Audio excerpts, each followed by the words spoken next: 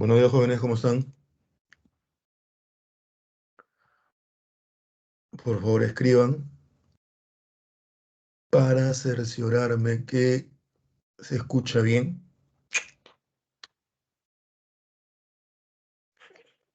Hola, Milagros, ¿cómo estás? ¿Qué tal? Buenos días.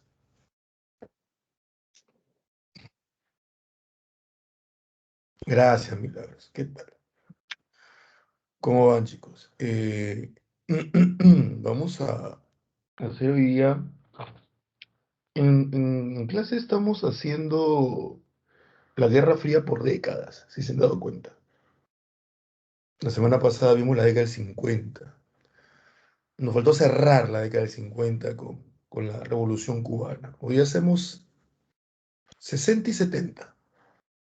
¿Qué pasa en la década del 60 y qué pasa en la década del 70? ¿Mm?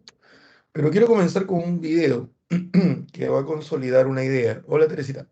Va a consolidar un tema que vimos hace un par de semanas, que fue el conflicto árabe-israelí, que ahora, desgraciadamente, ha vuelto a las noticias debido a este nuevo recrudecimiento de las tensiones entre los árabes, ¿ya? Que en este caso vendrían a ser los que se ubican en el país de Palestina, en ese pequeñísimo país que le dejaron, y los israelíes, que son los judíos. Hola Luis, hola cielo. Que como ustedes recordarán, Israel nace dentro o nace a raíz en 1948 de la división de Palestina llevada a cabo por la ONU, ¿no? Después de los crímenes cometidos por los nazis, que fue la enorme gota que rebasó el vaso, los judíos, que ya antes de la Segunda Guerra Mundial habían estado yendo a Palestina por ser Palestina la tierra prometida, la tierra que Dios, según sus libros sagrados de la Torá, se lo entrega a Abraham y que luego ellos lo pierden durante el Imperio Romano, cuando el emperador Tito, recuerda nuestras primeras clases, Tito le hace la diáspora a todos ellos en el siglo II. Bueno, pues ellos no tienen una tierra fija, porque ser judío es una fe, pero también es como una nacionalidad, ¿ya? Debido a que el ser judío es una fe, ser parte del judaísmo, pero el ser judío hebreo, que es la etnia del hebreo, significa también ser parte del pueblo de Dios. Y obviamente el pueblo de Dios tiene un territorio, según su visión religiosa, que es eh, Canaán, que luego de la expulsión de Canaán por parte de los romanos y el no retorno, ya que para su buena suerte, entre comillas, de los judíos, quienes comienzan a gobernar Europa occidental y Europa en realidad van a ser los católicos, esa religión que nace del judaísmo y que ve a Cristo como el Hijo de Dios, cosa que los judíos no lo ven así. Entonces ahí comienzan los conflictos entre católicos y judíos, entre cristianos en realidad contra judíos, tanto así que los cristianos matan a judíos en la Santa Inquisición. Comienza en el siglo XX ellos a regresar a la tierra prometida que era Palestina, ¿no? Y es ahí donde comienzan los conflictos, llega la ONU, intercede, parte el país en dos, dividiendo a Palestina para que nazca Israel, y comienzan las guerras que hemos visto, las guerras árabes israelíes, donde los árabes que rodean Palestina e Israel atacan a Israel porque salen a favor de Palestina. Perdón. Y cada vez que una guerra la perdían los árabes, Palestina se reducía más y más y más, ¿no? Hasta quedar en el tamaño minúsculo que ha quedado ahora. Y, y ellos no tienen paz. Les contaba a ustedes que habían hecho algo en la década del 90 con los acuerdos de Oslo entre Isaac Rabin, primer ministro israelí, y Yasser Arafat, jefe de la OLP, la Organización para la Liberación de Palestina, OLP, que les había dado a ellos el premio Nobel de la Paz, obvio. Pero al final matan a Isaac Rabin y todo vuelve a hoja cero, ¿no? y Palestina siempre intenta, pues, recuperar los territorios que perdió, no reconoce Israel. En ese recuperar los territorios que perdió, Palestina tiene sectores radicales, ¿no? Musulmanes radicales, los chiitas, pero mucho más radicales, ¿ya? Ya que ser chiita es ser radical en costumbres, no necesariamente tengas que hacer actos terroristas. Y hay un pedazo de Palestina, una parte de Palestina que se llama la Franja de Gaza, que es chiquitito, ¿ah? Es la única salida al mar que tienen los palestinos, la punta del Callao es más grande que eso. Y ese sector de la Franja de Gaza lo gobiernan grupos radicales, Mossad, grupos radicales, no, Mossad es de judíos, ¿no? Los gobiernan grupos radicales y constantemente hay lo que se llama la intifada. La intifada es la guerra de las piedras, le llaman, donde los musulmanes, musulmán es una religión, ¿ya? Donde los musulmanes, musulmán es una religión, insisto, ¿ya? Árabes es la etnia, palestino es la nacionalidad. Es como decir, tú eres peruano, esa es tu nacionalidad, ¿ya? No sé, católico, esa es tu religión. Tu pueblo, bueno, en el Perú somos pues una mezcla bien alucinante. No vamos a decir andino, o andino, quechua. Quechua es tu etnia, peruano es tu nacionalidad, cristiano católico tu religión, palestino es tu nacionalidad, árabe es tu etnia, musulmán tu religión. Entonces, la Franja de Gaza está gobernado por musulmanes radicales. El intifada es la defensa que sean entre ellos, ¿no? Entonces, estos problemas están ahí medio, siempre están ahí a flor de piel.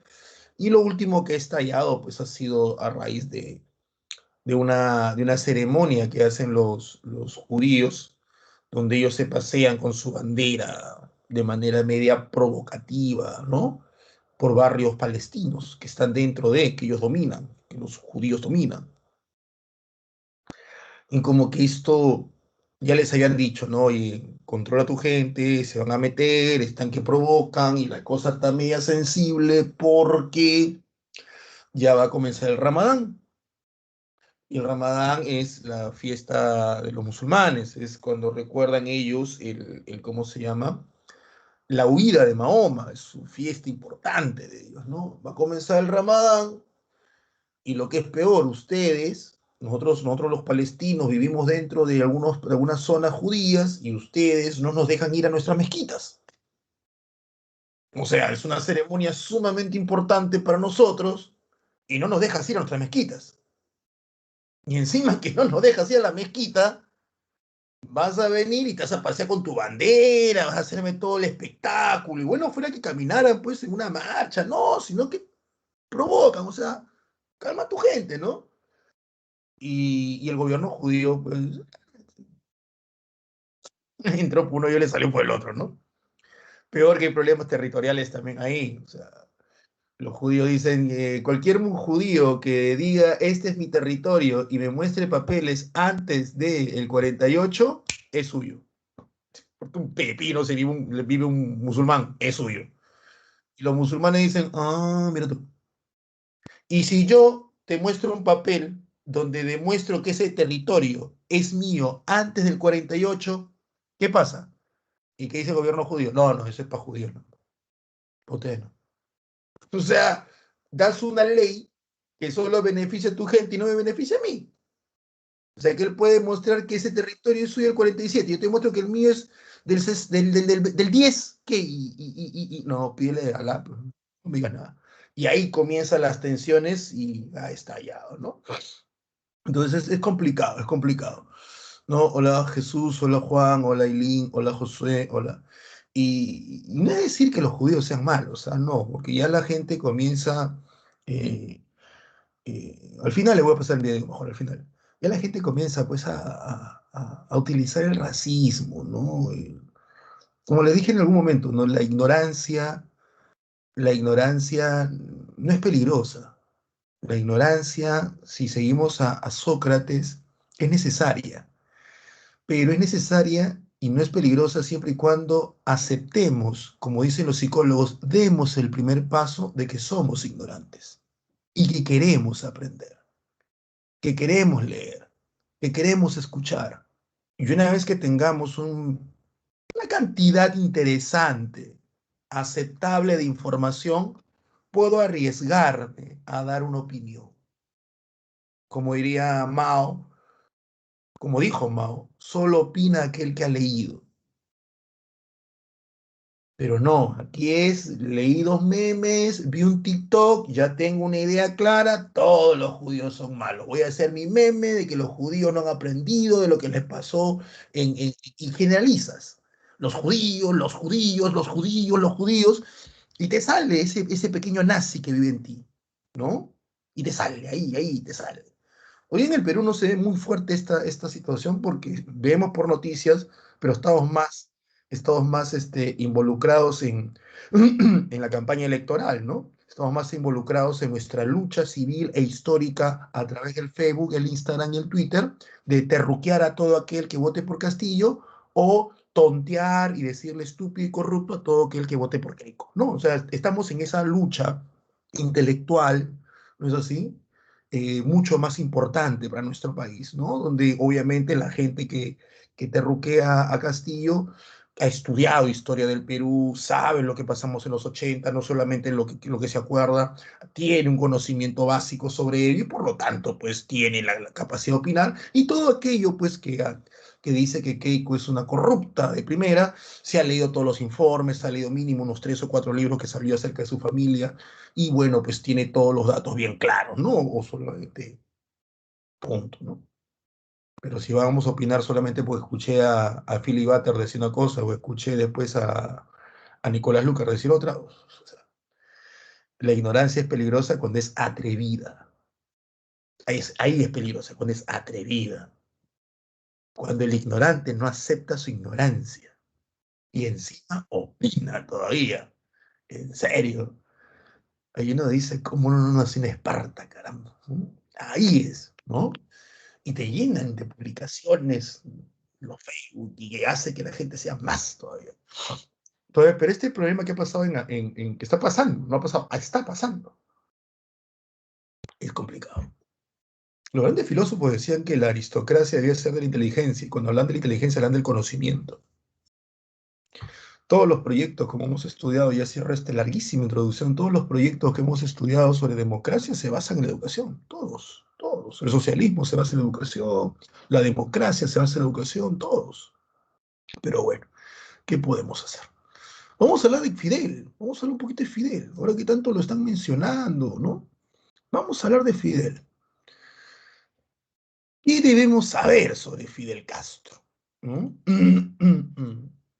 Obviamente que la clase la voy a centrar en el periodo que nos toca, que es la década del 50 y 60, ¿ya? Y vamos a ver por qué es tan importante esta revolución. ¿Ya? Ahora, ¿qué pasó luego? Que Fidel robó, no robó, que si se volvieron corruptos o no, eso no entra en el tema ahora. Podemos discutirlo, obvio, obvio. Pero no sé por qué nace la revolución cubana. Aquí tenemos los antecedentes de la revolución cubana, ¿ya? Una de las cosas que hay que tener claro es que Cuba, que se encuentra en Centroamérica, se encuentra muy cerca a los Estados Unidos. Cuba era una colonia española y es una de las últimas, no la última, es una de las últimas, no recuerdo ahorita cuál fue la última, una de las últimas colonias españolas en independizarse. Como tú lo ves ahí, se independiza en 1898. Los peruanos somos los últimos en independizarnos en Sudamérica, de España, y nos independizamos en 1821. Imagínate el tiempo. Cuba luchó por su independencia. Ustedes deben haber estudiado literatura cuando hablan de la generación del 98, cuando hablan aquí en Latinoamérica de José Martí, muchas cosas más. Cuba lucha por su independencia y el que se mete, sin que nadie lo invite, fue los Estados Unidos de América. A ver, vayamos tiempo y espacio. Tiempo y espacio. Ustedes saben que para ubicarnos y poder hacer un buen análisis, los ojos de la historia son la cronología y la geografía. Eso la debemos tener clarísimo. Si es 1898, todavía la Unión Soviética no existe. La Unión Soviética va a existir a partir de 1917. Es más, ni siquiera nace en el 17, nace en el 18. Entonces todavía faltan unos 20 años para que nazca la Unión Soviética. Eso quiere decir que para 1898, ya, para 1898, cuando se da la independencia cubana, el socialismo existe como teoría, el socialismo existe como movimiento dentro de los grupos obreros en las ciudades. Cuba tenía muy poco movimiento obrero, junto con otros movimientos como el socialismo utópico, el anarquismo, el anarcosindicalismo, de lo cual no vamos a tocar porque no vamos a un enredo. ¿Ya? Pero para 1898 los cubanos que van a estar luchando son cubanos nacionalistas que luchan contra España. Un barco norteamericano, un barco de Estados Unidos, estaba en un puerto y estalla el barco, lo cual hace que Estados Unidos acuse a España de haber generado ese atentado y Estados Unidos enfrenta a España para ayudar a Cuba en su independencia. Y Estados Unidos derrota a España y le dice, Cuba, ya te independicé. Cuba le dice, tipo, tú no, ok, gracias, pero nadie te llamó, o sea, yo la estaba haciendo bien solito. No, no te preocupes, Cuba, acá estoy yo para ayudarte, yo voy a ser el veedor y el protector de tu democracia. Y Cuba, ya, chévere. Y para que todo salga bien, Cuba, en tu primera constitución vas a colocar una enmienda, la enmienda Plata. Esa enmienda a Cuba, 1901, ubica el tiempo, 1901, en esa enmienda cubita, lo que vas a colocar es que ustedes deben ser democráticos y que ustedes deben tener una economía que te voy a decir cómo va a ser. Y si alguno de ustedes, futuro presidente democrático, obviamente eres un pueblo libre e independiente, pero si alguno de ustedes en tu gobierno decide cambiar la regla del juego, que no estén acorde con las necesidades de los Estados Unidos tiene la obligación de invadirte militarmente. Eso vas a colocar en tu constitución. Y Cuba lo miraba y le decía, ¿por qué? Y Estados Unidos, en agradecimiento por haberte independizado. Y Cuba le dice, pero nadie te llamó. Yo la estaba haciendo bien. Tú te metiste porque estalló un barco que hasta ahora no sabemos quién lo hizo estallar. Porque los españoles dicen que ellos no fueron. Y obviamente nosotros no, que nos interesa tu barco. Y Estados Unidos, no. Tú tienes que agradecerme, yo te apoyé. Y Estados Unidos, en términos coloquiales y directos, le robó la independencia a Cuba. Esto hizo que los cubanos, nacionalistas obviamente, le tuvieran una cólera a Estados Unidos, pero es 1901. Así que esta cólera, estos anticuerpos, este rechazo a los Estados Unidos, no tiene nada que ver aquí porque yo soy socialista, que soy comunista, que Lenin me dijo. No, no, porque todavía Lenin ni siquiera está haciendo una revolución.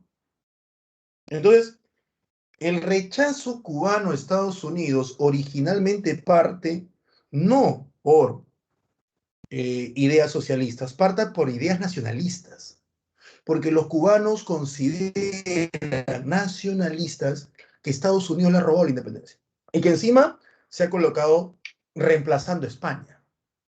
Y es que Estados Unidos decía que Cuba era como un puñal, ya que Cuba estaba muy cerca de ellos.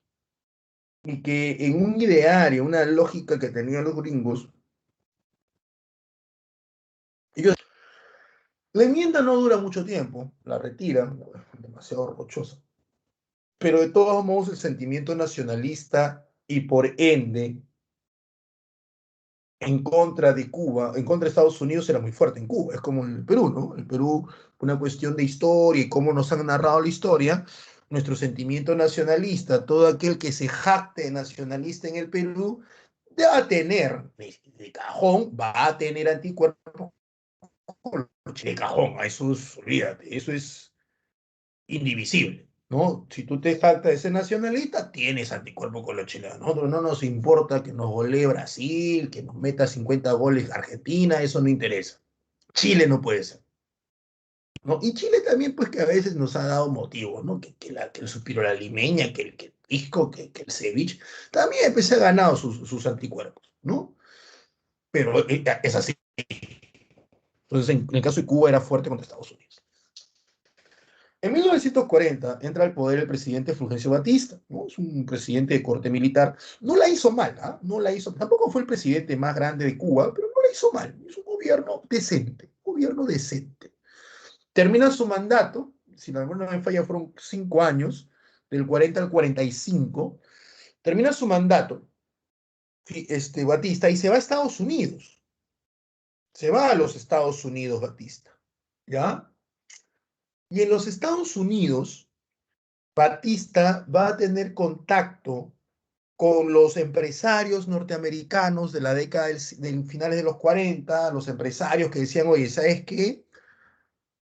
Acá tenemos muchas leyes, ya, muchas leyes que no nos permiten desarrollar bien algunas cosas, como el juego.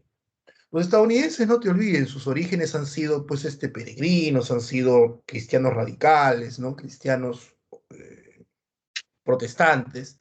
Y en la década del 20 habían puesto reglas muy fuertes en contra del juego de azar y en contra del licor y de la prostitución. Muy, muy fuertes reglas. Hasta un momento en el cual estaba prohibido en algunos estados beber licor. Muy fuerte, ¿ya? Muy fuerte fue la situación que vivió Estados Unidos en la década del 20, 30. Y en algunos lugares había quedado todavía esas, esas reglas, ¿no? ¿Y, ¿Y a qué se debe esto? Bueno, se debe a que en la década del siglo XIX, inicio del siglo XX, pues todos aquellos vicios, entre comillas, como el licor, el juego, era visto como algo pues indecente. Ya, eso tiene que ver con el concepto de decencia, el concepto de moralidad, el concepto de hombre probo, de mujer proba, el concepto de familia que van a traer los burgueses en el siglo XVIII y XIX. Antes no era así. ¿Ya? Profe, me está diciendo que decir que una persona que para tomando, que para jugando, que para haciendo tal cosas o que para teniendo tal cosas es un constructo mental. Sí, es un constructo mental, no cultural. Es una construcción. Es una construcción. Es una total construcción. Antes no era así, no, antes no era así. Navidad hace 300 una impresionante, es una borrachera en la Navidad, olvídate, tiene unas cosas que la gente tuvo que estar tirada, pero así, peor que yo, no. Era una huerta impresionante. Recién a partir del siglo XIX comenzaron a meterse en la cabeza que Navidad, que fiesta, que es una fiesta religiosa, que hay que respetarla, que es una fiesta de familia, familia, familia, familia, familia, familia, y hasta el día de hoy, ¿no? Aparte que le sacas la parte de ganancia que la gente debe regalar algo, porque si no regalas algo es una fea Navidad, entre comillas. Pero antes no era así. Entonces, todo este concepto de moralidad traído por la burguesía del siglo XIX y siglo XX hace pues que Estados Unidos, que son cristianos muy radicales, también lo apliquen, ¿no? Y cuando tú prohíbes algo, tienes un problema que nosotros los seres humanos le vamos a sacar la vuelta, le vamos a sacar la vuelta. Es así de simple, le vamos a sacar la vuelta, porque así somos humanos, somos racionales, ¿no? Somos racionales. ¿Cuándo toma la mano la gente? Y cuando él le dice que así somos, ¿no? Entonces en Estados Unidos comenzaron a crear pues formas para que la gente se divierta. Y peor, si me prohíbes, voy a buscar más eso que me estás prohibiendo. Y es así como nace Las Vegas. Las Vegas nace en medio de un desierto, en un límite fronterizo donde no existe esa regla. Pero estos empresarios decían, vamos más allá, vamos un paso más allá. Queremos que la gente millonaria, la gente bota dinero, queremos que esa gente también se divierta. Y ponen sus ojos en Cuba, una isla paradisiaca, no muy lejos de Estados Unidos, con unos aviones que en esa época no era necesario tener mucho combustible, mucho motor para llegar, ahí va a ser. Y le meten la cabeza ¿a quién? A Batista. Mira, que sería chévere, que Cuba, que por aquí, que por allá. Se aparece la mafia, la cosa nostra, que es la mafia italoamericana, ¿no? Y le dicen, mira, que por aquí por allá, si hubiera un presidente que nos dejara entrar, olvídate, seríamos muy generosos y seríamos muy, no sé, muy agradecidos con él. Y mi chochera regresa en el 52, ya asegurado, ya tenía todo, y da golpe de Estado. Y gobierna pésimo, ¿no? Con todo esto en la cabeza, gobierna pésimo, ¿no? Tanto es así que hay documentos de la mafia italiana que dicen pues, que ellos llegaban y le entregaban maletines de dinero al mismo Batista, ni siquiera se preocupaba en tener un intermediario, Batista mismo. Todo esto molestó demasiado por el golpe de Estado, porque sabían qué traía detrás, molestó demasiado a los sectores de la clase media cubana, ¿no? Y entre ellos a los estudiantes universitarios. Y en el año de 1953, egresado de la Facultad de Derecho de la Universidad en Cuba, de origen español, terratenientes, todos ellos, o sea, Castro tenía la vida asegurada. Pero él se levanta con ese ideal nacionalista, porque Castro inicialmente era nacionalista, no era socialista. Más socialista Castro no, Castro era nacionalista. Así nace la Revolución Cubana, como un movimiento nacionalista. Intentan tomar el cuartel Moncada, que se encuentra en una zona, la zona oriental de Cuba, una zona muy revolucionaria, muy violenta. Fracasan, algunos de ellos mueren en este intento. Castro va preso, suelta su famoso discurso y alegato de defensa conocido como la historia me absolverá. Debía ir preso de por vida. Mucha presión sobre Cuba cae sobre el gobierno cubano y lo terminan liberando a los años. Castro sale, se va a México, ya hemos hablado de la importancia de México, ¿no? Como para volverlo a tocar, por eso de Castro se va a México, y en México Castro conoce al estudiante de medicina Ernesto Guevara, ¿m? Argentino él, no termina la carrera Guevara, ¿ya? Él le falta. Disculpen un ratito, ¿eh? Escuchado un boom y espero que no le haya pasado nada, amigo. Un ratito, espérenme un ratito, por favor, les pido disculpas. Un ratito, hagan preguntas si quieren, ¿ah?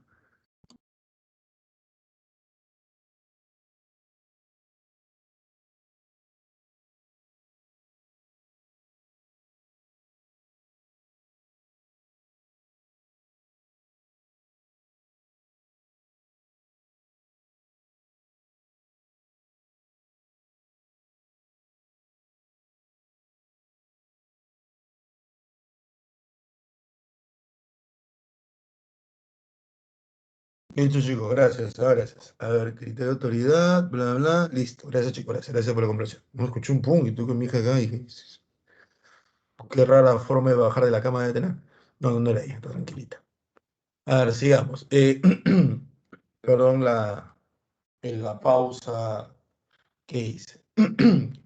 Castro Guevara. Entonces, se encuentra con Guevara, que es argentino, clase media también, clase media baja, ya estudiante de medicina, él se queda en el último grado. En realidad todos son universitarios, ¿ah? Fidel, o sea, todos han pisado universidad y han pasado. Fidel, Raúl, Ernesto, Camilo Cienfuegos, todos son universitarios. ¿Ves que hasta para hacer revolución hay que leer? ¿Mm? Camilo Cienfuegos era profesor de primaria, si la mano me falla. Entonces, ellos forman la idea de crear un grupo político que se llama el 26 de julio. Y lleva este nombre, el grupo 26 de julio, porque fue el 26 de julio de 1953 el intento de tomar el cuartel Moncada. Por eso se llama 26 de julio. Y para la historia, el intento de tomar el cuartel Moncada será el inicio de la Revolución Cubana. Ellos regresan a Cuba en el yate Granma, se internan en las montañas cubanas, en Sierra Maestra, y comienzan a levantar a las masas, ¿no? Comienzan a levantar a la gente, que sí, que es otro, que la lucha, que el nacionalismo, que somos cubanos, que mira que ha venido la versión los gringos y ha venido la peor versión de Estados Unidos, la versión de la mafia, de los empresarios que por querer colocar hoteles, juegos de azar, está que corrompía Cuba, como no tienes idea. Entonces la cosa por ahí no es, cala hondo, ¿no? Peor todavía el presidente corrupto que tenía es Cuba, que es Fulgencio Batista, comienza a matar campesinos. Este es un idiota, comienza a matar campesinos con el objetivo de que los campesinos señalen a la gente de Castro. A ver, me explico. Castro con su gente estaba en la Sierra Maestra, que es las montañas cubanas, con los campesinos infiltrados ahí, ¿no? Los campesinos lo cuidaban, lo protegían, lo escondían a él y a su gente de Castro. Pero al momento que matan campesinos, lo que busca Batista es decir, oh, lo siento, campesinos, lo que pasa es que Castro se esconde detrás de ustedes y es por eso que la fuerza del orden no saben a quién matar, porque Castro lo que está haciendo es usarlos a ustedes de escudos humanos, ¿no? Algo así. Y Fidel se da cuenta, pues, de la jugada. Fidel dice, a mí no me la va a ganar. Y lo que hace Fidel es dejarse crecer la barba. Porque tú puedes ver aquí en esta foto, Fidel no tiene barba, ¿no? Y se hace la barba, acá está, con su barba, y le dice, no se preocupe, dictador, no siervo del imperialismo yanqui, no se preocupe, porque eso es de Fidel, eso no es de Hugo Chávez. ¿Eh? Si usted cree que su ejército de asesinos no sabe a quién matar y confunde entre los guerrilleros y los campesinos, dígale que ahora que maten a los barbudos o a los barbones, porque mi gente llevará barba y los campesinos no. Ahí es donde la barba se convierte en un símbolo de revolución. Ahí lo vas a ver. Y la gente, por eso que tú vas a ver que muchos profesores de literatura, muchos profesores de ciencias sociales o de humanidades, universitarios que pasan los 70 años, 70 o 60 años, se dejan crecer la barba, o tienen su barba. Es más, llega un punto en el cual yo he tenido muy buenos profesores, ¿cómo se llama? Y que no llevan corbata, porque la corbata también era símbolo de la burguesía. Pero, profe, es una tontería, ni tanto. Ahora vamos a decir que no da tiempo. En Chile y Argentina comenzaron a meter preso a la gente que usaba barba, porque era símbolo de revolución. Toman el poder, porque se debilita bastante Batista, el 1 de enero de 1959. Ahí toman el poder los, la gente de Fidel, ¿no? Para el 61 se da el famoso desembarco de Bahía de Cochinos. ¿Qué había pasado? Cuando Fidel Castro toma el poder en el 59, el presidente de Estados Unidos era el republicano y ex general de la Segunda Guerra Mundial, Dwight Eisenhower. Y Eisenhower le dice a la CIA, oye, ¿sabes qué? ¿Me solucionas este problema aquí en Cuba? Me lo solucionas sí o sí. Entonces, la CIA, al ver que esta revolución nacionalista se había dado, la CIA lo que hace es comenzar a reclutar cubanos opuestos a Castro, cubanos disidentes, ¿ya? Opuestos a Castro. Comienza a reclutarlos. Iba arma un escuadrón para meterlos a Cuba y que hagan una contrarrevolución, o sea, que se tumben a Castro. Pero en el 60, ¿ya? En el 61, perdón, hay un cambio de presidente. Y el que entra al poder es Kennedy, John Fitzgerald Kennedy, un presidente demócrata, del Partido Demócrata, el único presidente católico que ha tenido Estados Unidos hasta el día de hoy. Entra Kennedy y la CIA le informa que ya tiene el proyecto en marcha, ya está, ya esto ya está ya solamente para soltar a la gente. Y Kennedy da el visto bueno, ¿no? O sea, ya hay cosa que hereda de la administración anterior. Realizan el ingreso, habían estado entrenando en El Salvador, si la mano no me falla, y según una leyenda, un periodista argentino ya intercepta una comunicación de radio de lo que están hablando los estadounidenses con estos cubanos contrarios a Castro y le pasa el dato a Castro. Le dice, oye, ¿sabes qué? Te van a hacer una invasión. Hay gente que va a entrar ahí, tú estate preparado. Por eso que Castro estuvo listo y los esperó en la Bahía de Cochinos, en Playa Girón. Ahí los esperó. Y cuando llegan un enfrentamiento, mueren cubanos disidentes, los meten preso y la relación entre Estados Unidos y Cuba comienza a deteriorarse más todavía.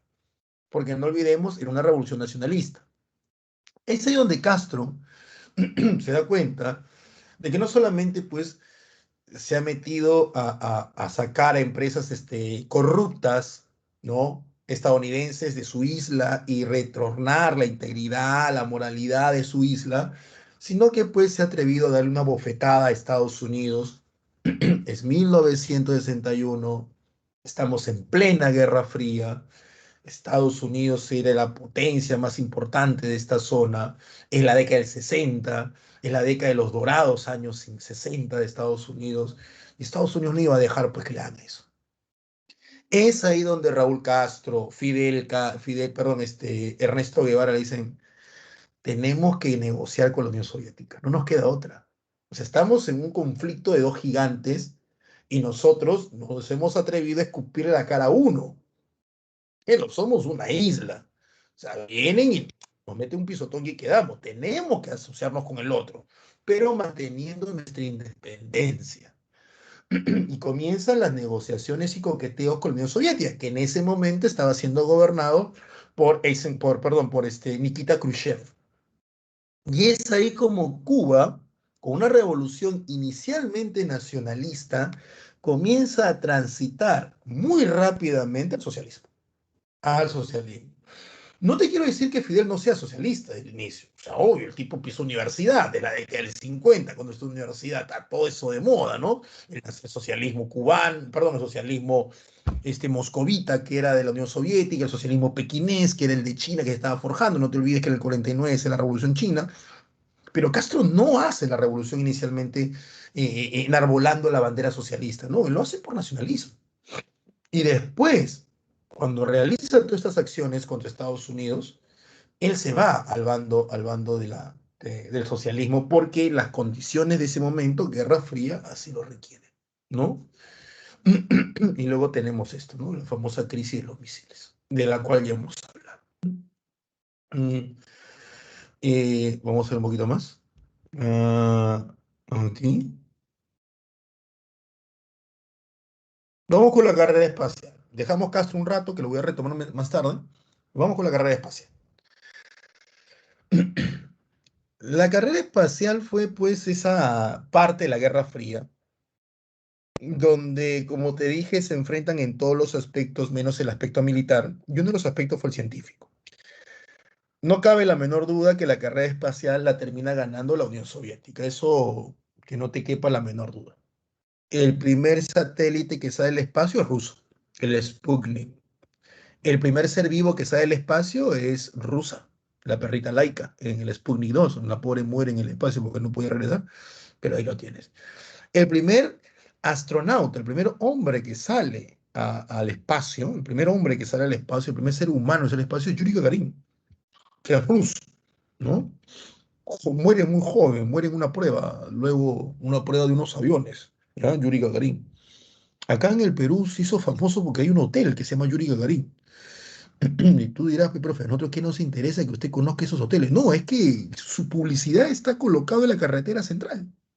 O sea, si tú te vas a Santa Anita y tú vives en el Cono Norte, vives en San Martín, vives en Los Olivos, Comas, vives en Independencia y chapas todo Panamericana, cruzas ahí, sales por Hacho, Mercado de Flores, antes de llegar a Puente Nuevo, grandazo y un letrero. Hotel Yuri Gagarin, con la cara del astronauta. Hasta le hicieron un reportaje hace unos años. Nunca vi reportaje. Sé que existe reportaje, ¿no? Luego tenemos a la primera mujer en el espacio, Valentina Tereshkova, que también es soviética. Y tenemos al primer hombre que hace la caminata espacial, que es Alexei Leonov. Entonces, primer satélite, ruso. Segundo, gringo. Primer ser vivo, ruso. Segundo, gringo. Primer hombre en el espacio, ruso. Segundo, gringo. Primera mujer en el espacio, rusa. Segunda, gringa. Primera camioneta espacial, se la llevó de encuentro la carrera espacial los soviéticos. De encuentro se lo llevaron, ¿no? Ahí tenemos a los personajes, ¿no? Laika, la perrita, ahí, Valentina Tereshkova. Y obviamente, pues los gringos no se iban a quedar atrás, ¿no? Los gringos decían, o sea, le están metiendo una goleada, pero al menos hagamos un gol de chalaquita, ¿no? Hay que hacer algo que opaque esto. Al menos que opaque la parte occidental, ¿no? y Kennedy hace el famoso programa Apolo. El programa Apolo lo que busca es pues colocar a un hombre en la luna. ¿Para qué? No sé. Realmente llegamos a la luna en el 69, ¿ya? Y no hemos hecho nada con la luna. O sea, más allá de las investigaciones que se han, pero o sea, la gente alucinaba que iba a colocar colonias, ¿no? Que iba a haber lunáticos y lunáticas, ¿ya? O sea, gente en la luna. Creo que hasta hace unos años un tipo había vendido parte de la luna. ¿Por qué? Porque fue, tú sabes que los gringos todo lo ven leyes, ¿no? Y dijeron, ¿de quién es la luna? Dijo el gringo, dijeron, "¿Eh? ¿De nada? Entonces la pongo a mi nombre. Y el tipo y la tiene a su nombre. No sé qué cuestiones legales tuvieron que hacer para decirle, oh, no, ubícate, no seas loco. Pero comenzó a lotizar la luna. Y la comenzó, se hizo millonario lotizando la luna. Sí, sí, sí. Y era legal. Y después tuvieron que hacer un arreglo. ¿Ya? No le seguí el rastro, pero sí lo vi y me informé un poquito sobre ello. ¿No? Entonces, el programa Apolo, creado durante el gobierno de Kennedy, busca llegar a la Luna. Kennedy no lo va a ver, obviamente, porque Kennedy muere asesinado en el 63. El hombre llega a la Luna con Nixon, ¿no? Con Richard Milhous Nixon. Él es el que logra ver al hombre de la Luna. Ahora, ¿se llegó a la Luna o no se llegó a la Luna? Bueno, vamos a este pequeño informe de unos minutos, tampoco voy a colocarte un informe muy largo, ¿no? Sobre si llegó a la Luna, ¿ya? Y si se llegó a la Luna. No, que profe, que YouTube, vuelvo a insistir, la ignorancia, cuando es atrevida, es perjudicial. No, ahora todo el mundo opina que no se llegó a la Luna. Ni siquiera saben cuánto dura un año solar, pero todo el mundo, no, profe, no, yo vi, profe. Ni siquiera saben la diferencia entre solsticio y equinoccio, pero no, no se llegó, no, no. Yo he leído, profe, ¿tú sabes cuántas horas de YouTube yo tengo revisando eso? Yo soy científico, yo soy astrónomo, profe. Yo soy astrónomo, yo sé, yo sé sobre mecánica cuántica, profe. No me voy a engañar, profe. Yo sé sobre eso. Yo sé sobre viajes espaciales, profe. Yo sé sobre esas cositas, profe. O sea, a mí no me engañaba, profe. Yo he estudiado en el MIT, profe. ¿Entiendes? Yo estudiaba ahí. Los gringos nos engañaron, profe. Es imposible. Y todavía le dicen esto, ¿ah? A mí me encanta, ¿no? Te dicen esto. Profe, entienda, profe. A ver, yo lo voy a desasnar a usted. Es imposible llegar a la luna. Sí, ¿dónde estudiaste? En un colegio estatal, profesor Gran Unidad Escolar, donde ni siquiera probé geografía. Pero eso no importa, profe. Eso no está en cuestionamiento. Usted quiero que me entienda, es imposible llegar a la luna en esa época. ¿Por qué? Porque mi youtuber me lo dijo, profe. Y yo vi un video que es muy real, un video que es muy real. ¿Por qué es real, profe? Porque el que habla con voz robótica y quiere decir que es misterio, profe. Quiere decir que es misterio. Y él me dijo, profe, ¿ya? Y él tiene varios suscriptores, así que agárrese, de que había documentos de la CIA que ellos habían visto y que después lo destruyeron. Pero, profe, ¿qué más prueba quiere usted, pues? Por favor, ¿cuánto dura un año lunar joven? No, no importa, profe, eso no interesa. Lo que interesa es que a mí usted no me engañar. Ay, por si acaso las pirámides sí fueron hechas por ovni, ¿ah? Por si acaso. Yo no dice, dale la miércoles, ¿no? O sea, yo te entiendo que alguien que ha pisado universidad y que sabe sobre geografía, ya te la comprendo, ¿no? Alguien que tiene. Pero nosotros, pues, que no sabemos, pues, no seas loco. Que tú crees de filosofía, tú crees que sabes filosofía porque solamente te viste la temporada completa de Death Note. No seas enfermo, peotaco, no seas loquito. Pues. No, no, no, no, la ignorancia atrevida es feo, es feo. Vamos a ver este video, ¿ya? Vamos a ver este video, a ver qué nos dice.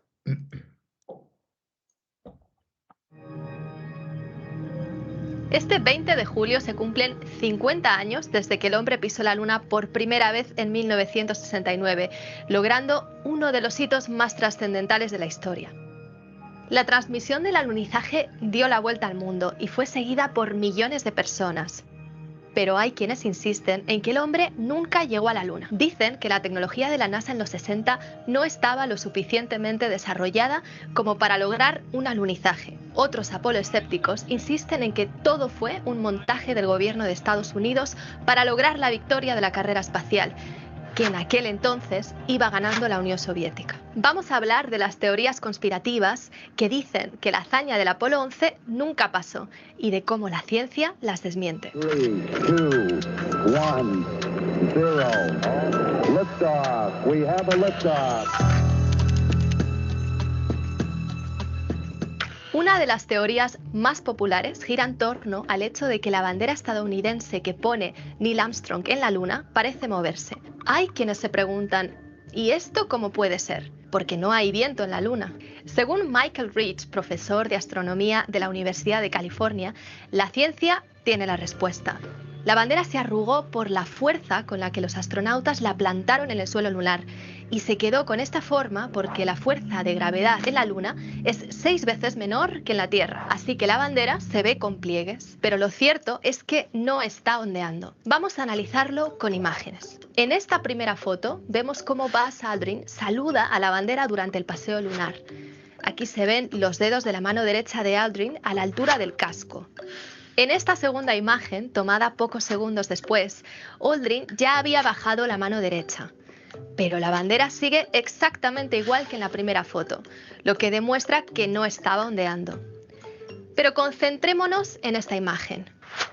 ¿Notan que falta algo?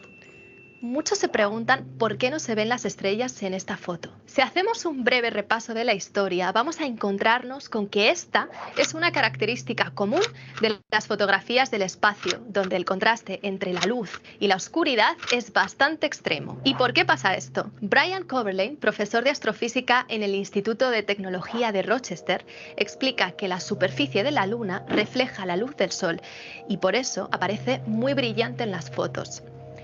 Ese brillo opaca la luz de las estrellas.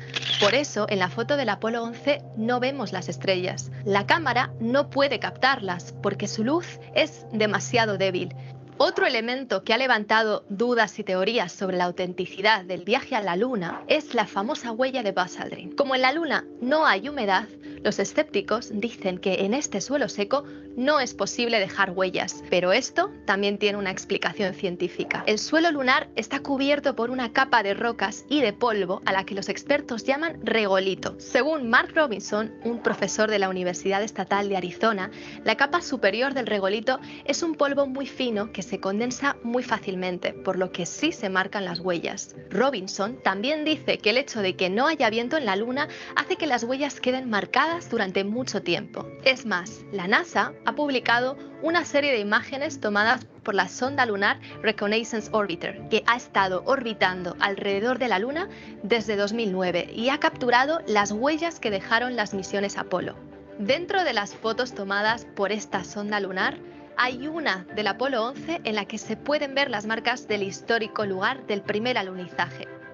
Otro de los argumentos preferidos de los teóricos de la conspiración es que los cinturones de radiación que rodean la Tierra habrían matado a los astronautas. Estos anillos se conocen como los cinturones de Van Allen y se forman por la interacción entre el viento solar y el campo magnético terrestre. Es más, una de las principales preocupaciones de los científicos en los primeros momentos de la carrera espacial eran precisamente esos anillos, porque su radioactividad puede resultar muy peligrosa si se está expuesto a ella durante demasiado tiempo. Según la NASA, la tripulación del Apolo 11 se demoró poco más de 1 hora en dejar atrás esas zonas y pasó 5 minutos en los lugares donde la radiación alcanza su máxima intensidad. Estas son solo algunas de las teorías conspirativas más populares sobre las misiones a la Luna. Aunque puedan resultar atractivas, lo cierto es que hay suficiente evidencia para comprobar que el 20 de julio de 1969 la misión Apolo 11 sí llegó a la Luna, que fue una gran hazaña científica y que también disparó nuestra imaginación. Si te gustó este vídeo, déjanos tus comentarios y cuéntanos de qué temas. A ver. Estoy en sala, ¿ya? Antes de pasar a lo siguiente. Obviamente que muchos de la profe, pero todos son gringos, ¿no? Que hay un, hay un documento, bueno, hay un montón de libros sobre esto, ¿no? Pero uno de los que he visto y que me pareció que muy interesante cómo lo explicó, ¿ya? Porque lo explicó, pues, como nos gusta decir coloquialmente, como me gusta que me expliquen a mí las cosas, como para bruto, ¿no? Es un argentino, no sé si lo habrán escuchado, Damián Cook, ¿ya? Este argentino, Damián Cook, que tiene un canal que ha vuelto a hacer, y hace tiempo no lo veo, que su canal él pasa lo que se llama historias innecesarias, ¿no?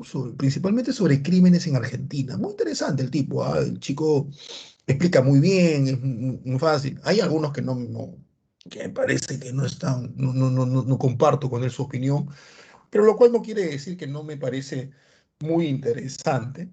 Damián Cook. Él hace un programa de unos 20 minutos más o menos sobre las teorías conspiratorias, sobre los teóricos de la conspiración. Y ahí mi chochera te explica de dónde nacen, uno, el por qué el hombre no llegó a la luna, y dos, por qué la Tierra es plana. Y hace una crítica documentada muy interesante, ¿ah? Muy interesante, ¿no? Muy interesante. No se basa en cuestiones científicas, no se basa de dónde nace. O sea, él dice, yo te voy a explicar de dónde nace esta idea, de dónde, cuál es el primer rumor del por qué no se dio la luna. ¿Y cuál es los primeros históricamente rumores de por qué la Tierra es plana, ¿no? Y por qué hasta el día de hoy hay terraplanistas, personas que piensan que la Tierra es plana y que obviamente, pues, Estados Unidos nos engaña siempre, ¿no? Como si Estados Unidos fuera tan inteligente, todos los gringos, como para poder hacer eso.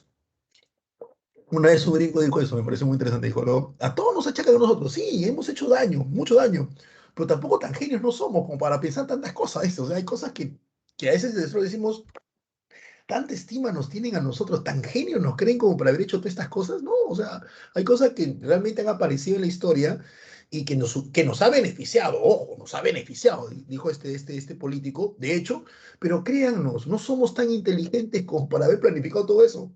O sea, ¿nos benefició? Sí. Vimos que la cosa apareció y dijimos, aprovechemos, sí.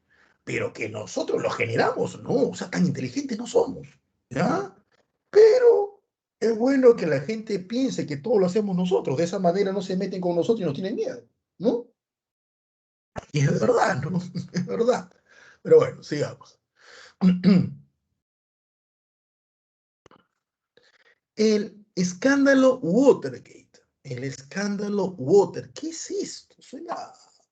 Bueno, escándalo Watergate es el escándalo a través del cual, por primera vez y única en la historia de los Estados Unidos, un presidente debe renunciar a su cargo. Es el escándalo Watergate. El presidente Richard Milhouse Nixon, presidente del Partido Republicano. Profesor, ¿cuál es la diferencia del Partido Republicano y el Partido Demócrata? Porque siempre se paran peleando ellos, ¿no? Ahora que hubo las elecciones de Biden con Donald Trump, sabemos que Trump era republicano y sabemos que Biden es demócrata. ¿Qué tiene que ver? ¿Sus nombres tienen que ver con algo? No tienen que ver con nada. En realidad, los dos partidos quieren lo mismo, que Estados Unidos siga dominando el planeta.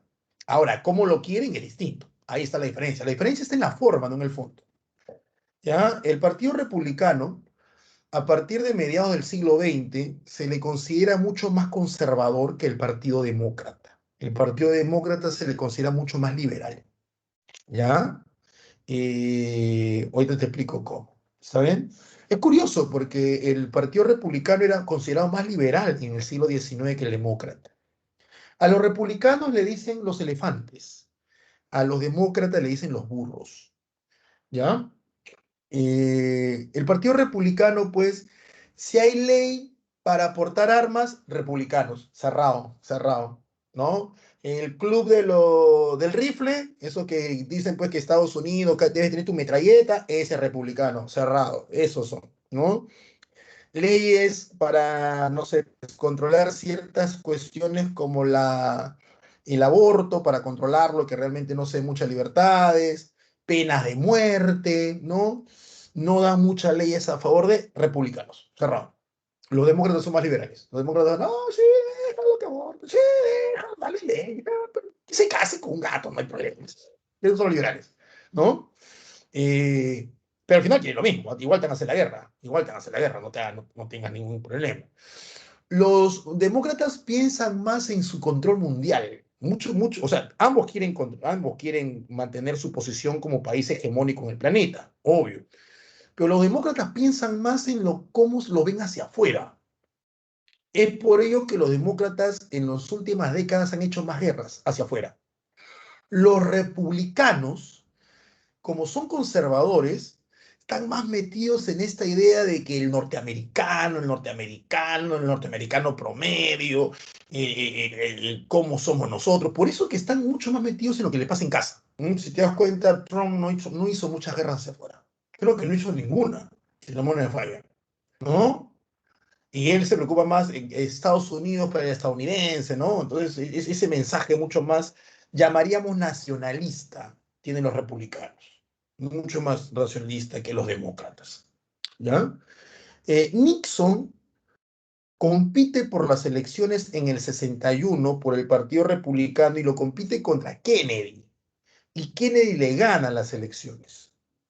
Fue la primera vez que se dio una campaña electoral televisada, ¿no? Entonces ya te imaginarás, pues pones a Nixon, 1,70 y tantos, medio encorvado, poquito chancadito, y ponías a Kennedy. Pues no, Kennedy más de 1,80 m, no, bien plantado, joven, guapo. La esposa también era bien guapa, la señora Jackie Kennedy.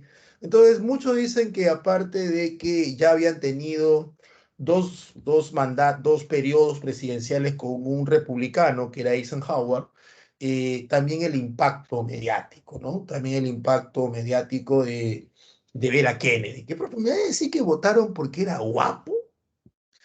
Entre otras cosas, sí, ¿ah? Si tienes alguna persona a tu lado que pase los 50 años, pregúntale cómo un sector pequeño, pero importante de los votantes, en los 80 votó por Alan. Entre una de las 5 razones por el cual votaban por Alan era porque era guapo. Y, perdóname, pero por Forsyth, mi chochera, pues, hablando sobre política, era tan bueno como atajando un penal, eso, o atajando en la Alianza, o sea, malísimo, ¿ya? Pero buena publicidad, salió esto de Gamarra, que fue lo más destacable, que no arregló gran cosa, y ya, pues, ¿no? La pinta, el porte, ¿no? La gente, oh, mira qué chévere, qué bonito presidente, ¿no? Y ahí, yo nunca entendí que hacía el primero, dicen que le inflaban las encuestas, pero de todos modos. Ujú. De todos modos. Richard Nixon también es el único, creo que es el primer caso, no el único, el primer caso donde un candidato pierde las elecciones y le dan una segunda oportunidad. Eso de que tú pierdas elecciones y te vayas como por 3 elecciones más, tipo Keiko Fujimori, ya, eso pasa en Latinoamérica nada más. Los estadounidenses no tienen esa costumbre. Los estadounidenses tienen una base política muy interesante con la ciudadanía. Por lo tanto, sus candidatos van cambiando, van cambiando. Tú ya no ves a un Obama en la política. Tú ya no ves a un Bill Clinton en la política. Y están vivos, ¿ah? Expresidentes. No lo ves ahí que van a tentar nuevamente la presidencia. No, no, no, no. Aparte que legalmente no puede. Una vez que ya has sido elegido 2 veces, ya te retiras. Pero no lo ves metidos en política. ¿Por qué? Porque de esa manera das pie a que aparezcan nuevos cuadros, nuevas caras, ¿no? Y se va renovando todo. No es como aquí que tenemos a los mismos políticos ahí, 5, 10, ¿no? 15, 20, 30 años. No, allá renuevas. Obviamente que queda gente vieja en el Senado o en la Cámara de Diputados, obvio, pero al menos sus cuadros principales sí se van renovando. Al menos las caras van renovando. Nixon gana las elecciones en el 68, entra como presidente, un presidente muy radical, para muchos uno de los peores presidentes que ha tenido Estados Unidos, ¿ya? Nixon tiene este problema que vimos la semana pasada de los papeles del Pentágono, que tiene que ver con esto de que se supo de los documentos de que Estados Unidos iba a perder la guerra, de Vietnam me refiero. Nixon radicaliza la guerra, él lo que hace es la vietnamización de la guerra. Nixon está metido en eso. Nixon también se le achaca el haber estado metido en el golpe de Estado en Chile contra Salvador Allende por parte del ejército chileno liderado por Augusto Pinochet. Sí, eso también está, eso se sabe, ¿no? Que Nixon lo hizo, Nixon aportó dinero, apoyó, ¿no? Si nos da tiempo, vamos a ver eso la próxima semana que hagamos Chile. Si se puede hoy día, genial. ¿Mm? Pues Nixon está metido en eso. Pero la cosa está ahí aquí, el escándalo Watergate. ¿De qué trata el escándalo Watergate? A ver, en el año 72, ya, el primer mandato de Nixon se acababa. Tú sabes que los estadounidenses tienen un gobierno de 4 años y por constitución, por ley, constitución que los gringos no han cambiado del siglo XVIII, solamente le hacen enmiendas. Por constitución, el presidente de Estados Unidos puede, si es que su partido así lo cree, puede reelegirse. Me explico. Nixon era presidente del Partido Republicano. Nixon era presidente por el Partido Republicano, para ser más sinceros, ¿no? Entonces, cuando se acaba el mandato de un presidente, los partidos en Estados Unidos se preparan y eligen a su candidato, donde la elección sí es por los votantes de cada partido. O sea, los partidos republicanos van y votan por el candidato que creen ellos más acorde para que sea el candidato a la presidencia. Entonces hay una elección interna en el partido. Y el presidente tiene que ir a esa elección interna. O sea, Nixon tuvo que competir contra otro republicano, ¿ya? Para ver quién de los dos iba a ser el candidato republicano a la presidencia. Por lo general, la lógica dice, si tienes un presidente ya de tu partido, ¿para qué vas a quitarle el poder y vas a colocar a otro? Mejor a este no me manda. Entonces él ganó, Nixon gana las internas, que se llama así, las internas, dentro del Partido Republicano, y se presenta como candidato del Partido Republicano para la presidencia de Estados Unidos. Y como ya es presidente, para la reelección. Algo igual hizo Donald Trump. Donald Trump tuvo que ganarle a un candidato para ser el candidato de los republicanos que perdió al final. Y el Partido Demócrata hace lo suyo. Y ahí es donde el Partido Demócrata pone a McGovern, así se llamaba el candidato demócrata. Por si acaso, Estados Unidos tiene Partido Comunista, por si acaso. Solo que del 100% de votos, el 90% se lo disputan el republicano y el demócrata. Lo que sobra se lo disputan como 20 partidos más chiquititos, entre ellos el Partido Comunista de Estados Unidos. Por si acaso, no se piensa que solamente son dos partidos que siempre pelean, no, son cerca de 10 a 15 partidos que pelean, solamente que los otros 10 o 15 se pelean por el 10%, el 8%. Todo lo demás se lo pelean el demócrata y el republicano. Ahora, van a la campaña del 72, Nixon con Nixon por el Partido Republicano y para la reelección, y McGovern por el Partido Demócrata. Y en plena campaña electoral, alguien pasa el dato de que están viendo luces medias raras en el edificio Watergate, un edificio que se llama así, Watergate. Llega la policía y chapa 5 personas. 5 personas. ¿Qué estaban haciendo? Colocando micrófonos. Sin colocando micrófonos, ¿no? Lo estaban colocando en el edificio Watergate, en una de las oficinas del edificio Watergate, y lo interesante era que este edificio y esas oficinas en particular eran la sede de campaña electoral del Partido Demócrata. O sea, estaban escuchando o querían escuchar, ¿ya? Querían escuchar o ya lo habían estado haciendo la campaña electoral demócrata para más o menos saber cómo van a responder, ¿no? Tira, profe, y eso tiene que ir claro. ¿Te imaginas que Keiko escuche lo que se dice en cuatro paredes la gente Castillo, o que Castillo escuche lo que se dice en cuatro paredes la gente Keiko? Entonces, uy, mira, nos piensan hacer esto, lo otro, lo van a hacer acá. Ya, ¡guau! Le das la vuelta, ¿no? Muy rápidamente, tienes el plan del otro. Y lo curioso es que entre los 5, uno de ellos, o dos creo, no me acuerdo bien, formaban parte de la campaña electoral de Nixon. Entonces, como que, ¿qué pasó, no? Empezó por ahí que la cosa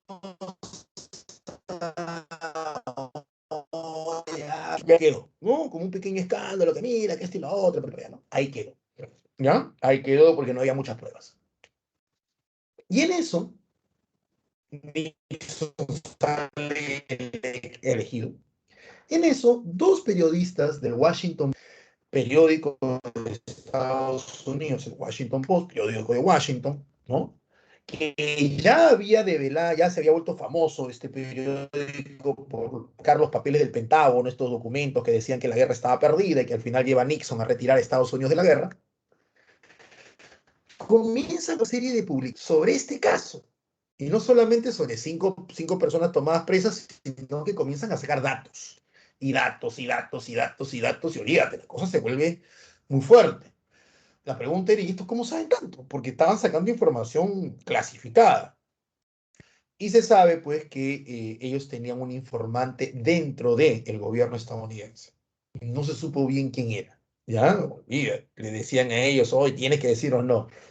Lo único que ellos dijeron es que el nombre clave de este espía, de este topo, de este informante dentro del gobierno de Estados Unidos, el nombre clave que él mismo se había colocado era Garganta Profunda. No escribas tonterías, ¿ah? Yo lo voy a decir, no escribas tonterías. Hay que guardar respeto a las señoritas y a los jóvenes y también a las personas y familias que escuchan la clase. Sí, ese nombre se lo puso de manera irónica por una famosísima película de los 70 pornográfica que se llama Garganta Profunda, ¿no? Puntos suspensivos, no entremos en detalle.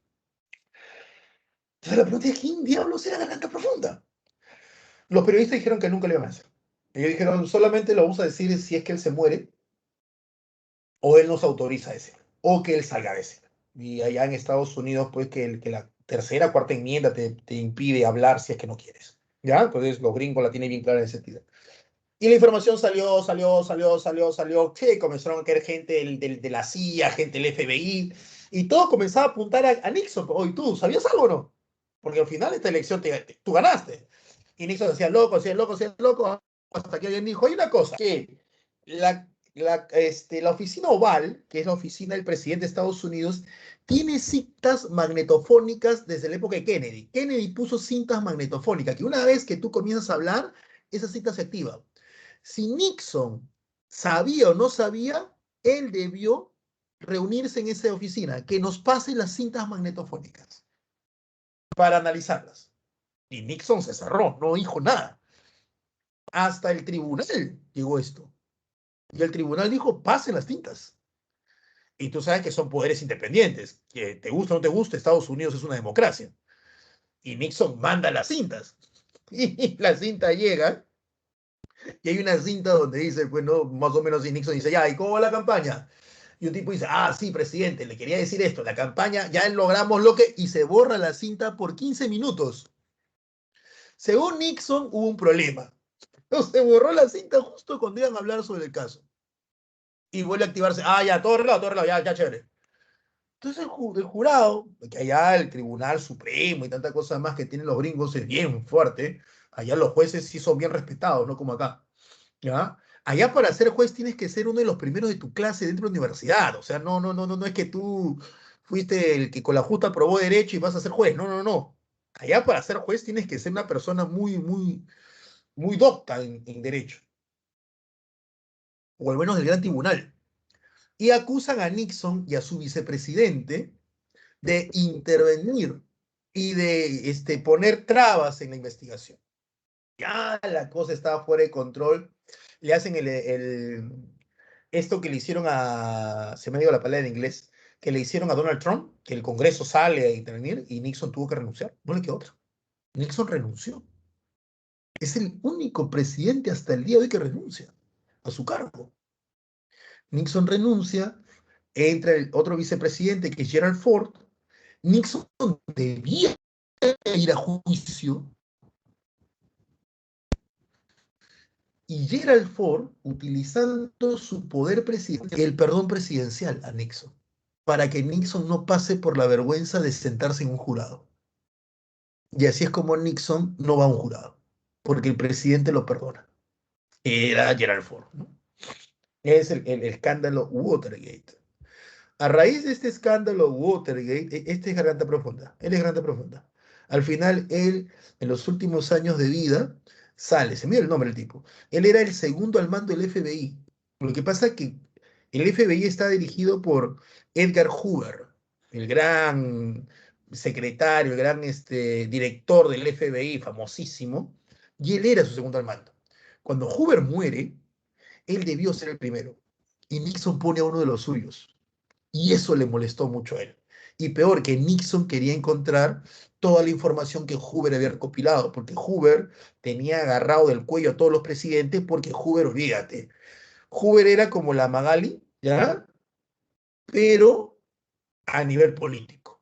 Hoover era como tomarle fotos hoy día, que tú tomas fotos de todos los problemas que tienes grabado, pero en la década del 50. Hoover tenía a todos agarrados del cuello, ¿ah? Cuando Kennedy se le puso sabroso, que no, que mira, que Edgar, que por aquí, que por allá, Hoover, no, no hay problema, señor presidente. Al día siguiente a la Casa Blanca llegó unos documentos. ¿Qué papeles? Todas las fotografías que tenía con Kennedy, con todas sus aventuras, entre ellas Marilyn Monroe. Entonces ahí suavecito nomás le dijo, sigue molestando al FBI y te suelto el escándalo, ¿ah? Manejo documentos, acá, entonces te va al diablo todo. Kennedy tuvo que suavizar la cosa. Nixon también está agarrado del cuello. Entonces cuando Hoover se muere, todo el mundo dice, ¿dónde están esos papeles? Y Hoover y Nixon mete a alguien de los suyos. Esto molesta al segundo del FBI, que había sido el brazo derecho de Hoover, y es por eso que le dice, ¿te pones así? Ok, te suelto esto, que el FBI sabía del escándalo Watergate y él le comenzó a soltar información. Así es el poder, chicos, así es el poder. Así es el poder. Esa es la política. Bueno, esto no vamos a ver. La revolución iraní para cerrar los 70. Ya, para cerrar los 70. Ya. ¿De qué trata la revolución iraní? Bueno, primero ahí está Irán, ese es Irán. Eso está en Asia, ¿no? Está al costadito de Irak. Ahí se desarrolló una gran civilización como fue la civilización persa. Él es el rey de Irán, el Shah. Ahí se le llama el rey Shah. El Shah Reza Pahlavi, ¿ya? Él es el rey de Irán. Este tipo era más corrupto. Era rey y robaba, imagínate, ¿no? Él era musulmán. Irán era musulmán. El país de Irán era musulmán. El punto es que este tipo quiso hacer una revolución, la conocida Revolución Blanca, donde lo que él buscó fue occidentalizar Irán, o sea, que Irán sea mucho más occidental. Y obviamente esto molestó bastante a los sectores a los sectores musulmanes, más aún a los sectores radicalizados del Islam, ¿no? El que haya mujeres pues que estén saliendo con faldas pequeñas era la rodilla en esa época, ¿no? El que coloquen discotecas, cines, todas esas cosas para los sectores radicales eran algo malo. Pero lo que chocaba bastante, más allá de estos cambios medios occidentales que quería Irán, porque vamos a ver nosotros en clase la próxima semana cómo Afganistán hace algo parecido y Afganistán está acostadito y no le pasa lo mismo al rey. Es también la actitud déspota del rey, ¿no? Un corrupto de primera, un déspota, este se alucinaba que estaba en el siglo XVI. Cuentan que una vez tuvo hambre y quería comer un croissant. ¿Qué croissant? Pues un cachito de mantequilla, eso quería comer el tipo, ¿no? Pero él dijo, quiero uno, ya, se lo compre señor, los cocineros de palacio. No, no, no, yo quiero uno que probé en la calle de París, que estás a 2 cuadras de la, no sé, pues ponte, del paseo, del Museo del Louvre. Señor, usted quiere un cachito de mantequilla de París. Sí, Europa. Estamos en Asia, señor. Y dijo, yo quiero. Llamaron a la embajada de Irán en Francia, utilizaron un avión Concorde, que es un avión que es rapidísimo, fueron hasta allá, movilizaron a todos los autos, ¿no? Con placa diplomática para pasarse las luces rojas en París, compraron su lunch del Shah y regresaron en avión, pobre que se enfríe, ¿no? Y llegó y el tipo tuvo su desayuno. ¿Quiere su cachito de mantequilla? Sí, sí, imagínate.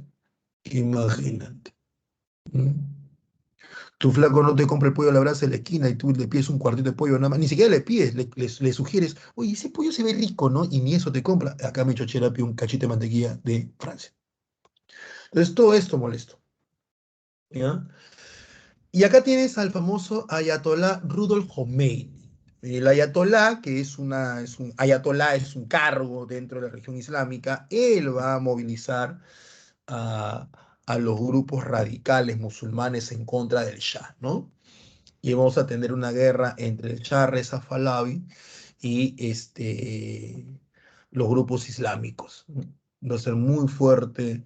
El inicio todo es con la muerte de gentes en un cine. Al final el Shah huye a Europa, dicen que llevándose oros en cantidades impresionantes, es una leyenda, e Irán se convierte en un país social, un país islámico radical. Cambió todo. Vamos a ver un ratito cómo cambia todo esto, ¿no? ¿Dónde está mi...? Acá estamos. ¿Ya?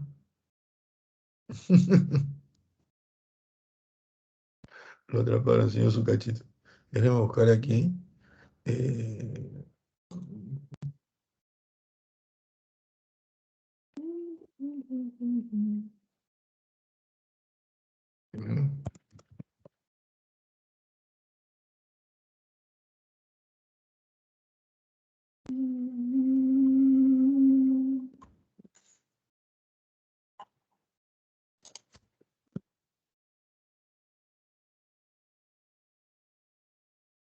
Ahí está.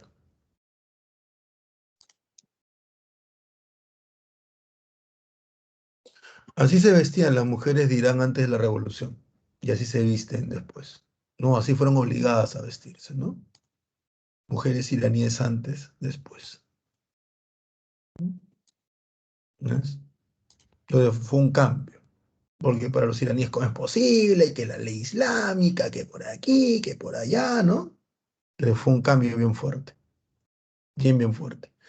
Yo les recomiendo, si es que les gusta, les interesa esto de historia, y a veces, profe, que los libros, que son muy pesados, yo los entiendo, porque ustedes no van a ser historiadores, ¿no? Ustedes no van a ser historiadores, ¿no? Ustedes van a ser de cualquier otra, pues, de cualquier otra carrera.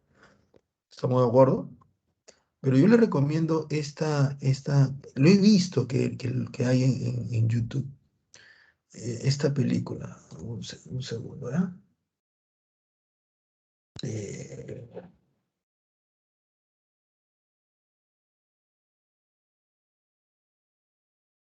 la película es muy buena. Persepolis. Esta película es muy buena. Vamos a ver si tiene tráiler. Es una película que gana el Oscar a mejor película extranjera, ¿ya? Y voy a poner el sonido, ¿ya? A mejor película extranjera gana el Oscar. Y es muy buena, ¿ah? Es muy buena. Es la historia de una niña que te narra, la escritora es una iraní, te narra cómo ella vio el cambio en la revolución iraní.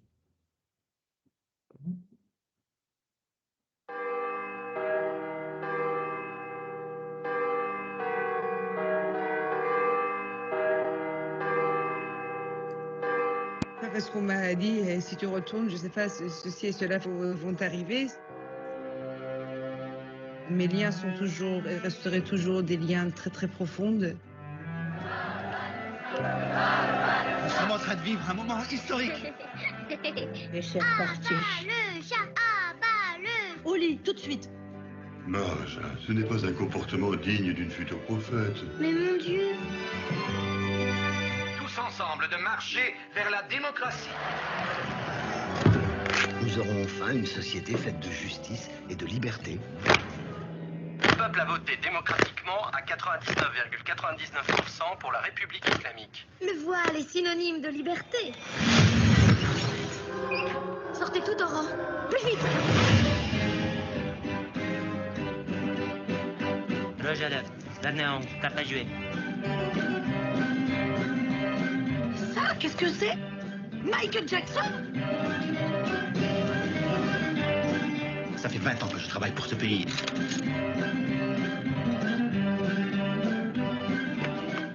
Mais j'habite là-bas.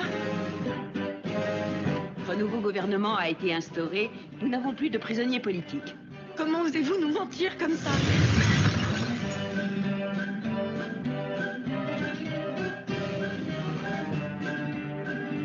Jamais qui tu es et d'où tu viens.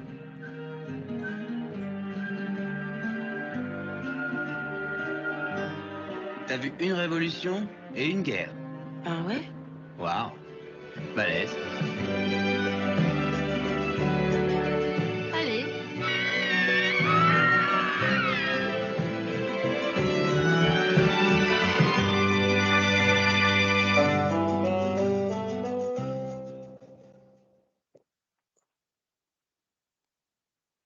Buena película, ¿eh? Yo la recomiendo si la pueden ver, que está en, como le digo, está en YouTube. Ahí es la historia de una chica de manera con dibujos, ¿no?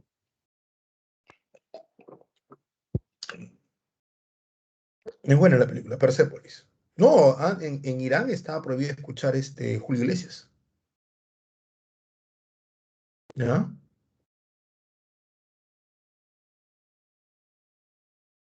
Ujú. Sí, está. No, lo puedes encontrar en español. Lo que pasa es que el tráiler está así, ¿no? Lo puedes encontrar en español. A ver, chicos, antes de darle las claves, la pregunta de hoy, pasen a la práctica, por favor. Pasen a la práctica, ¿ya? Eh, Somos 55 en sala, así que 55 exámenes tiene que haber. Y una vez que termine, yo les voy a dar la clave de la práctica el día de hoy. ¿Ya? Pasen, por favor. Es buena pela, ¿ah? Yo la vi hace años, el 2007, imagínense. ¿No? La vi, me acuerdo, y me gustó bastante. Bastante, bastante, bastante. Es la visión de una chica, ¿no? De una iraní. Y ella lo pone en dibujo animado porque dice que era la mejor forma de hacerlo. Bien, Juan. Ah, eso es.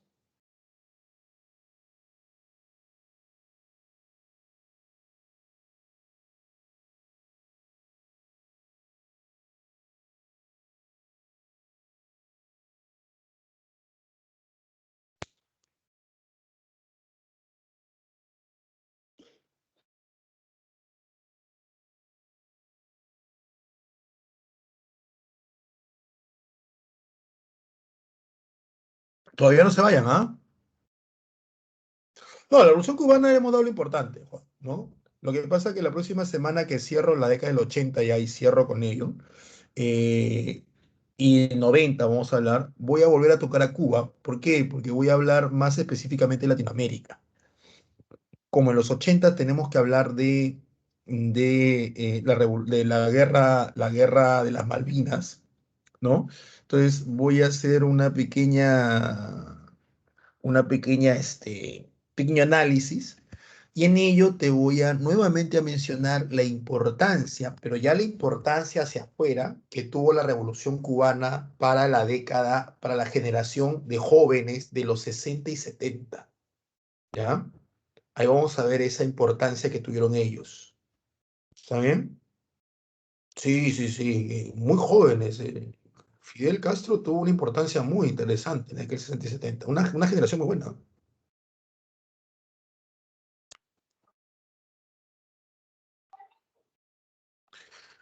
Sí, algo que ver, tuvieron algo que ver. Lo que pasa es que como lo que pasa es que lo que llaman empresas bananeras o países bananeros era una especie de sinónimo de decir países que no tenían control, ¿no? Países que eran pues tocados por corruptos, que se hacen famosos con esto del boom latinoamericano, ¿no?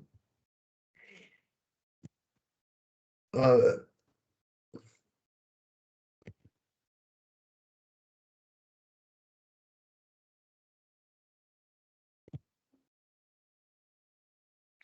vamos con las claves, ¿ya? Gagarin es reconocido por ser el primer astronauta, ¿no? Él es el primer astronauta. Yuri Gagarin. Presidente de Estados Unidos que inicia el proyecto Apolo, Kennedy. ¿No? El proyecto Apolo, no te olvides que es el proyecto por el cual los Estados Unidos logran llegar a la Luna. El hombre llegó a la Luna durante el gobierno del presidente Nixon. Ahí lo que le gusta Toy Story, Buzz Lightyear, el Buzz Lightyear, años luz, lleva ese nombre, no como los españoles le han puesto. Entonces, los españoles, por una cuestión de nacionalismo, ellos todo lo traducen al español, ¿no? Entonces, ellos le han puesto zumbido, no sé qué cosa, no, pero Buzz no es por zumbido, Buzz es por Buzz Aldrin, que es uno de los tres astronautas que llegan a la Luna, ¿no? El más famoso era Neil Armstrong, Buzz Aldrin, y no me acuerdo el nombre del tercero, pero recuerden, ¿ah? Tu Buzz Lightyear eh, lleva ese nombre por Buzz Aldrin, el otro astronauta que camina en la Luna. Porque el tercero no caminó en la Luna, que yo sepa. El tercero creo que era piloto. Único presidente que renunció a su cargo, ¿dónde estás? Nixon, ¿no? Nixon es el único presidente que renuncia a su cargo por el escándalo Watergate. A raíz de ese escándalo es que todo escándalo tan grande lleva el sufijo gate, ¿no? Acá en el Perú, cuando vimos el escándalo de la vacuna, vacunagate, ¿no? Lo llaman gate, siempre este final, ¿no? Por Watergate. Por eso el final, gate. El escándalo de Watergate significó la renuncia de Nixon a la presidencia. Sí, eso es de hecho, de hecho, de hecho. Presidente de Estados Unidos que retiró su país de la guerra de Vietnam, Nixon, ¿no? Nixon, Nixon. Esto lo vamos a ver la próxima semana, ¿ya? El golpista Allende, ese es, el golpe de Estado Allende fue Chile, horrible, eso lo vamos a ver también, vamos a hablar un poco de ello. El general golpista en este caso fue Pinochet, Augusto Pinochet, él es el que da golpe de Estado, no sé por qué está así, a Salvador Allende, el primer presidente en la historia mundial en ser presidente socialista, Allende, primer presidente socialista Allende. ¿Cómo que, profe? ¿Y Lenin y Mao? No, ellos son por golpe de Estado. Él es por voto popular. Por voto popular, fue el primero. Por eso que le dan golpe de Estado después. Entonces la clave son 1A, 2C, 3D, 4D, 5A, 6B, 7A, 8B, 9D y 10D.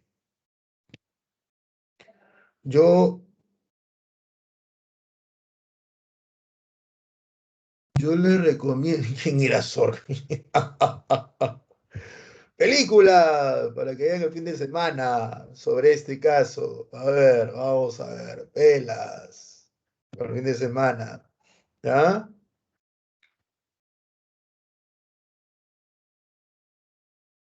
Ah, claro, el caso de sí, en Forrest Gump sale. Forrest Gump pues, es una novela. Hay una segunda parte, por si acaso, de la novela. ¿Ah? Hay una segunda parte de la novela. ¿Ya? Ahí van viendo ustedes. Profe, ¿qué busca el profe? ¿No? BBC, Dimash, Jack Daniels, sí, me gusta. Soy sincero, ¿no? No tiene nada que ver con la clase, pero, ¿ya? Esto es para mi hija, porque estamos haciendo pulseras el día de ayer, ¿no? Me gusta soy de cerveza o de whisky nada más, ¿no? Y ahí estamos buscando esto para hacer pulseras. Ay, la tía Gloria que me mato de risa a veces, ¿no? Ah, y este tipo es bueno, ¿ah? Este tipo de acá, este Dimash es muy bueno. A ver, películas, Todos los hombres del presidente. Esta es una película sobre el caso Watergate. Todos los hombres del presidente, ¿ya? Es una película sobre el caso Watergate. Esta también es una película, una de las últimas sobre el escándalo Watergate. Esta de aquí. Esta con profe, ¿es en ese que busca a su hija y que mata a todo el mundo con un dedo? Sí, esta también. Este es El Informante. Este es de hace unos años. Esta trata sobre, en este caso él, Liam Neeson, él hace de Garganta Profunda. Ahí te cuentan cómo es que él llega a darle la información a los periodistas, ¿no? El Informante. Interesante la película, ¿eh? Interesante. Todos los hombres del presidente. Eh, una película, si quieres saber esto del FBI,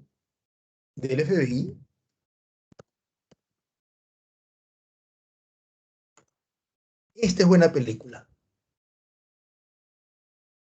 Entonces, esta de acá, con Leonardo DiCaprio. Muy buena película, ¿ah? Ni siquiera se molestaron en colocarlo para el Oscar. ¿Ya? DiCaprio ha ganado el Oscar más por insistencia, porque ha hecho buenas películas. Y esta es una de ellas, una muy buena película sobre cómo nace el FBI y sobre Edgar Hoover, ¿ya? Que es el líder del FBI. Buena película, muy buena actuación de DiCaprio. Insisto, vi también la que él ganó, que no me acuerdo cómo se llama la cual él ganó. Me gustó, pero no mucho. En cambio, acá sí, peliculón, solo que ni siquiera la postularon. ¿Ah? Políticamente no era pues lo que le gusta a la academia, ¿no? Buena película.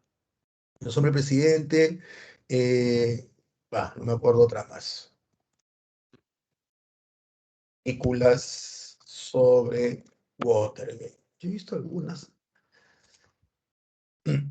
A ver, las 10 mejores películas, El Informante, ¿no? Ah, bueno, acá está la de, ¿cómo se llama? Esta también es buena. Esta es buena. Esta es muy buena, escena del presidente. Esta es buena. Esta trata sobre ya un Nixon fuera del poder, pero que no reconocía que había cometido un error. Y trata sobre todo una serie una entrevista que este hombre le da, que Nixon le da a este hombre, y con engaños le hacen creer pues que es una entrevista para limpiarlo. Y el tipo comienza él a presionarlo, a presionarlo, a presionarlo, a presionarlo, y al final Nixon termina reconociendo que lo que él hizo no estaba bien, o sea que él sí sabía, pero como ya tenía el perdón presidencial, no lo podías meter preso, pues no, ya cosa juzgada, ya no, ¿no? Pero también esta es muy buena película, ¿ah? El presidente. Esta es muy buena película, ¿ya? Todos los sobre el presidente también con Robert Redford es, cuando tú ves este señor, es que la película es buena. Este señor es que la película es buena, ¿ya? Él hace buenas películas, ¿no? Y esta que te digo, ¿no? Estos son todos los sobre el presidente, ¿no? Hay actores que tú lo ves y de cajón tú dices, sí, esta película va a ser buena. Tú lo ves y de cajón tú dices, esta película va a ser más buena, ¿no?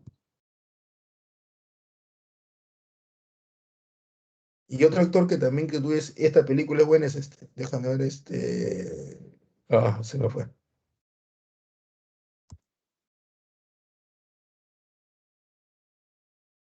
Se me fue el nombre, voy a hacerles perder el tiempo por las puras. Bueno, chicos, pero sí, hay actores que tú dices, esta pela, así no la sepa, va a ser buena, porque este pata no se mete en malos proyectos, ¿no? Y por ahí se me dio el nombre de este actor, ¿ya? Bueno, chicos, nos vemos la próxima semana. Cuídense bastante, ¿ya? Cuídense bastante, ya tienen ahí, si es que les interesa, algunas peliculitas para que puedan ver el fin de semana sobre este caso Watergate, ¿no? Que es un caso que le chocó bastante a Estados Unidos.